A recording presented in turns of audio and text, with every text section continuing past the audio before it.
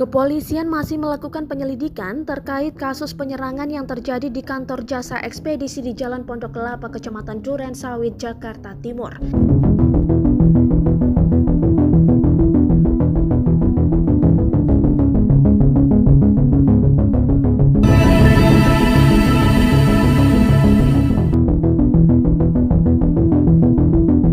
Penyerangan yang dilakukan sekelompok orang ini diduga diawali akibat cekcok terkait perjanjian kerja antara perusahaan jasa ekspedisi dengan perusahaan penyalur tenaga kerja.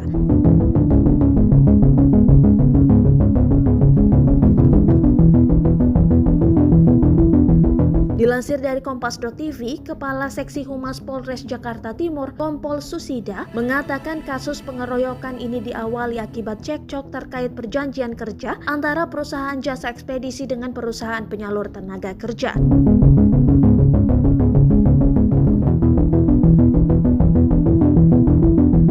Pihak perusahaan jasa ekspedisi kemudian meminta uang yang telah disetorkan untuk dikembalikan hingga akhirnya berujung cekcok disertai pemukulan.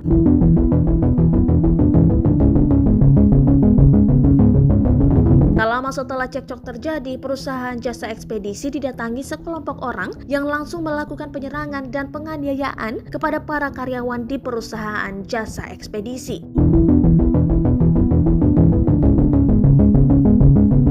Akibat penyerangan dan penganiayaan tersebut, sejumlah karyawan perusahaan jasa ekspedisi mengalami luka.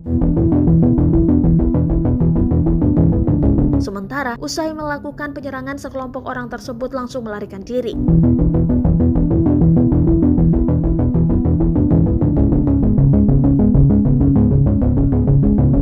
Kasus penyerangan dan penganiayaan ini kini masih dalam penyelidikan Polres Jakarta Timur.